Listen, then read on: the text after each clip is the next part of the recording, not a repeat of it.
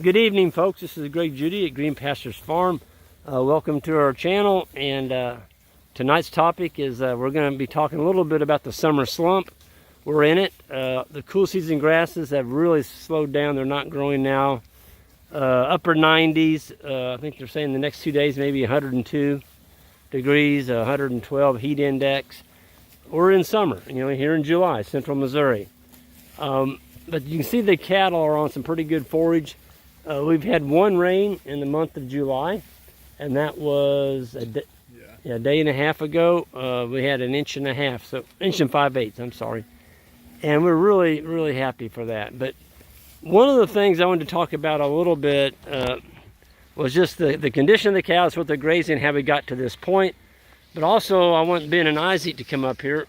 Y'all can come on in front and introduce yourselves. For those of y'all don't know Ben and Isaac. I'm Ben. I'm Isaac.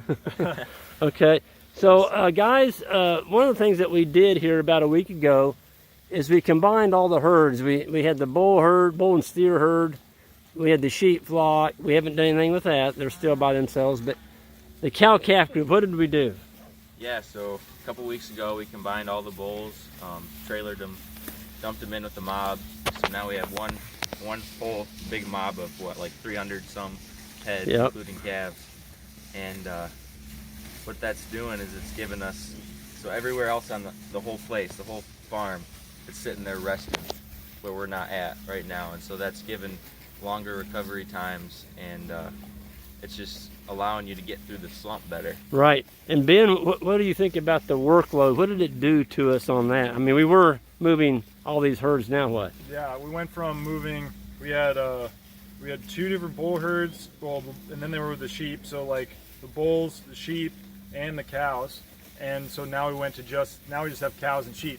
So our workload got cut by at least a third, if not a little bit more, which definitely helps with our quality of life. But it also allows us to, in like these really hot periods, we're able to wake up early, move the animals before it gets hot, and then because that doesn't take too long, we can get what we need to get done in the morning, and then take the hottest part of the day off, and then in the afternoon, when it cools back down like it is today, it's about 6 o'clock now. Yeah. We can move the cows when it's nice and cool, and we can be productive as well, so it helps. Yeah, one of the things that you all both mentioned was you couldn't believe how quickly the chores are done now. Yeah, it's 30, 40 minutes and we're done. Right, because this morning, what did we do with the sheep? We didn't do anything. We didn't do anything with them. We moved the mob, and it took a little longer because we had a trouble child, but yep, if it wouldn't have been for that, it would have been, half an hour max? Probably. So and tonight, how long did it take us to move these animals? We left the house at 5, and let's see. We did a couple things beforehand. Yeah, we did a couple things. We probably got here like 5:20, and it's like 6 o'clock right now. So y'all didn't have to get out there and cowboy them up and whoop and all that? They were ready. They were ready to rumble, that's for sure. They're uphill and set up, so you guys went and undid the wire, and I was in the back, and they just walked right on down, and they started grazing. And one of the things that we were going up there looking for new babies on the pasture they're in, and Ben, you saw one. You and Isaac both saw it about the same time. What did we do with that baby? Just leave them there. What do you mean you left it there? Well, we're not putting a back fence in, so they have access to the paddock they were just in, and the mothers know exactly where they are. Yep. Who knows how many other ones are back there that we didn't see. So right. If you can do it, it definitely helps. Sometimes it's not practical, but if you can do it, it definitely helps to just leave a back fence, and they'll go get them and catch them up, and they'll be here tomorrow morning for sure. Could you all talk a little bit about your topic this morning? You were saying, Greg, what if all your farms touched, and you would never ever have to worry about what? For in calving season especially, which here technically calving season is all but 3 months, and so it just makes it so that if everything's touching and there's no road frontage that you have to cross, you never have to leave a back fence, and you can just let the cows keep the calves caught up with the mob. And why would that work, Ben? Because the cows know where they are, right? The calves are so hard to find. And the calves are impossible to find. I've stepped on a couple of them and they won't move. So you have to literally just be looking at the right place at the right time to be able to see them.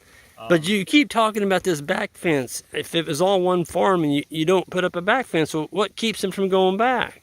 They're not. You just gotta keep moving them. If they're not hungry, they won't go back. There you go. They got their eyes forward. There This you is the go. next paddock that has even better munchies. Than Perfect. They have to walk like what a long ways back to get back to where Yep. they can actually eat anything. And the feed that they're, or feed, the forage they were on the previous paddock, it's pretty nasty. Mhm. Yeah, It's they been have to walk laid and stepped across on, that. pooped and peed. And look what they're on tonight. Yeah. Yeah, this is a good paddock.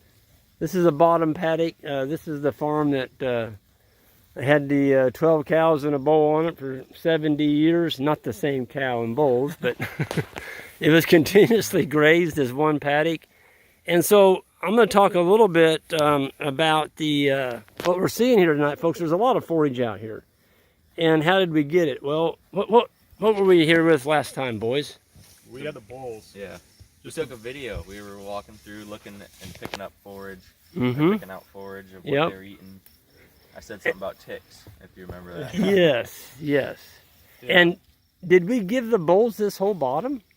No, we split it. Yeah. We split it in half, and Got some more? got more impact. Yep. Smaller. It was a smaller group. It was only about 60 or 70. I forget how much we had at that point. We have 2 full days out of this bottom with the bulls, and I think we'll get half a day with the mob. The mob. Yes. It's just a different size.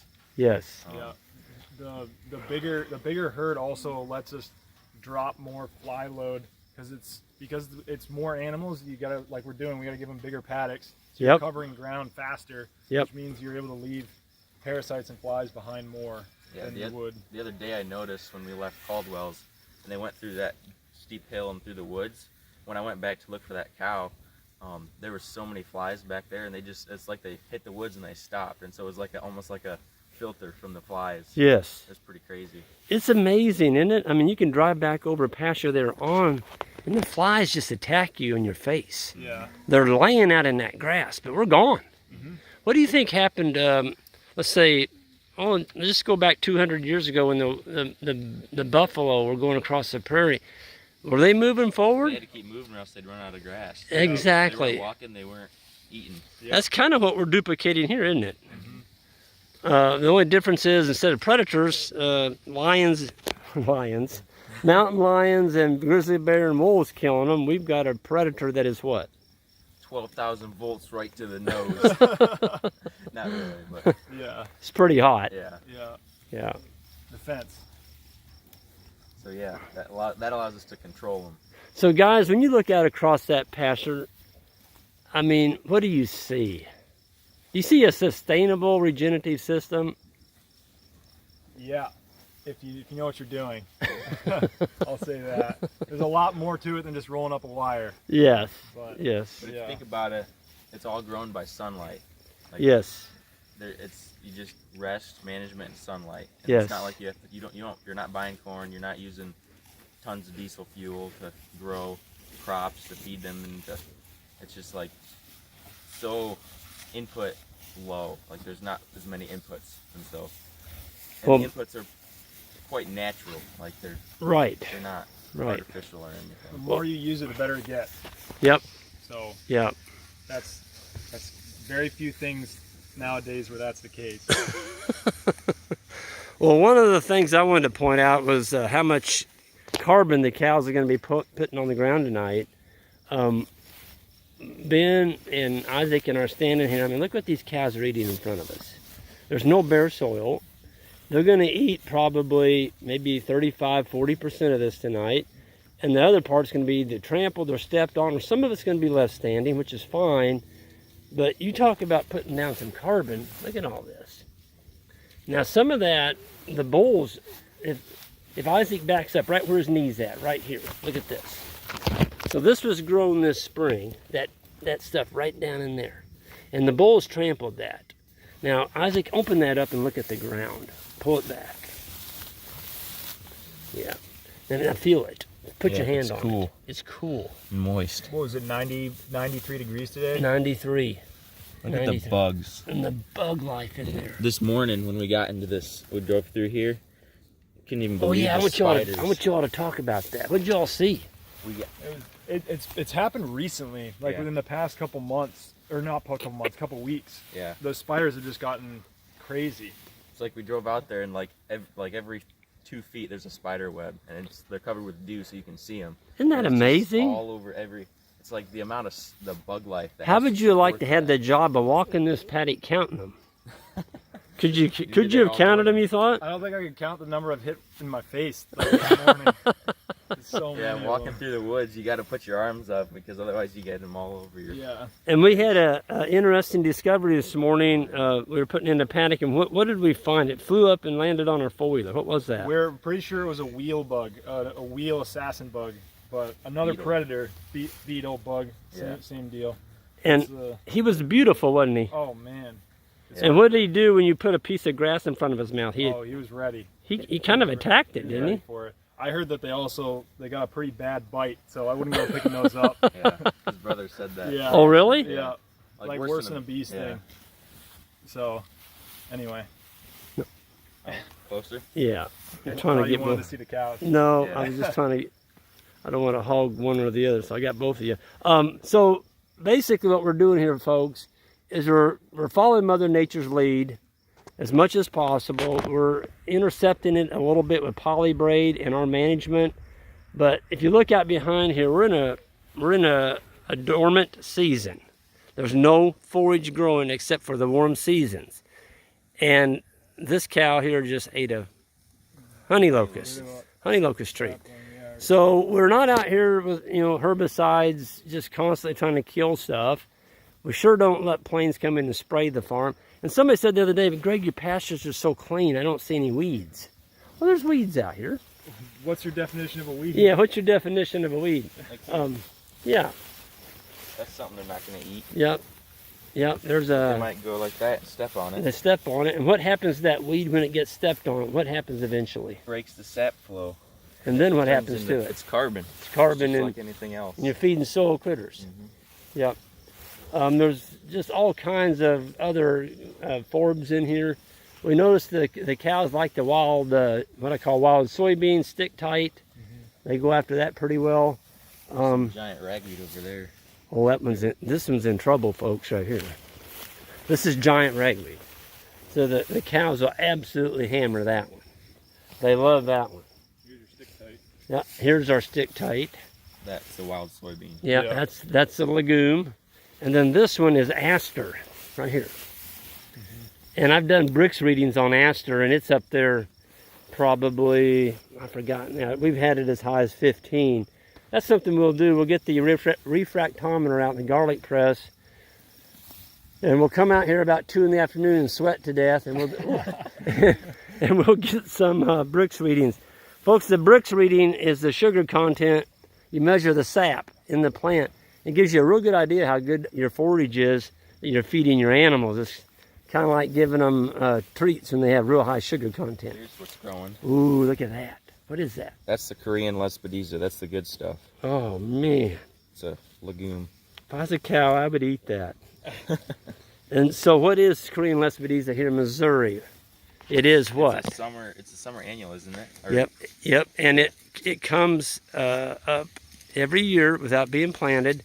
And it's also a legume. It's fixing nitrogen. And also, folks, the cattle can eat as much of it they want. No bloat. No bloat. Absolutely no bloat. So people around here, my dad, he used to fatten lambs on that in the summer for the St. Louis fat lamb market, and he didn't feed any grain. He just fed lespedeza. Made sure they had plenty of lespedeza to eat. So it's a really good legume. They call it the poor man's alfalfa around here. It'll grow on poor soil. You don't have to seed it. So, yeah, that's a really good one. Watch Yeah. this when you walk. Yeah, Look at the at bugs. that. It's hard to catch on film. Yeah. There's just a, it's just a carpet of bugs. Yeah, I wish you could. Why do you think we got tens of thousands of spider webs out here? They're eating all that. Folks, if you walk out into your farm and you can see life hopping around underneath your feet, you've got the environment for them, you've built it, they've come, and thank yourself. I can remember back when I did more, you might say, aggressive grazing, where I was taking too much of the plant, I had more bare soil. The grasshoppers would come in about this time of year. And by the end of July, middle of August, there was no grass left. The grasshoppers would eat all the forage. And today, why is that not happening? It's because grasshoppers need bare soil to lay their eggs in. Ben, do you see any bare soil out here? It would take me a while to find some. You might go down that creek bank behind us. You might find a little bit, but no, there's almost under none. the shade tree a little bit. Yeah. Under. I can remember having, I'm not exaggerating, guys, there was probably 1 million great big green grasshoppers, and it was a very depressing feeling. No rain, it was in a drought, and the grasshoppers ate what was left. And I always thought, boy, if I had 10,000 turkeys and I could run them down this ridge, man, the turkeys would just get pig fat. But I didn't have turkeys, and so the grasshoppers ate all my forage, and luckily I was in the custom grazing business in those days, and we were able to call the owner and tell him to come and get his calves. But it always bothered me to do that because I'm like, what do people do that actually own livestock? How do they get through this? And so I started looking more, and that's when I hooked up with Ian Mitchell-Ennis from South Africa, started doing more of the mob grazing, planned grazing, adaptive grazing, whatever you want to call it, focusing on the plants, making sure we don't graze over, maybe a third of it and get going. So that's what we're going to do here. Look at this. Folks, we're 2 weeks away from fall stockpile.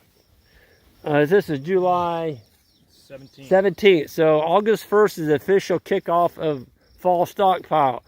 If you're grazing your plants off real short right now, you're already behind the 8 ball. You don't have time. If you don't get much rain, you're not going to have much winter feed. And so make sure you don't do that. Move the animals, get them going, and when you come back, you're going to have a ton of forage. So with that, I think I'm going to sign off. I wish everyone the best. Hope you all get some rain, and stay safe out there. If it's 100 degrees, do your chores in the morning and evening, and kick off in the afternoon, and stay cool. Take a nap. Take a nap. That's right. Look at this cow right here. I just got to end with this. Oh man. What do y'all think about her? She's beautiful. Beautiful. 857. She's thriving in her environment. Yeah, she's a dandy. With that, everyone, I'm going to sign off. Hit that subscribe button on the way out. Appreciate it. And the like button. And we'll see you all down the road.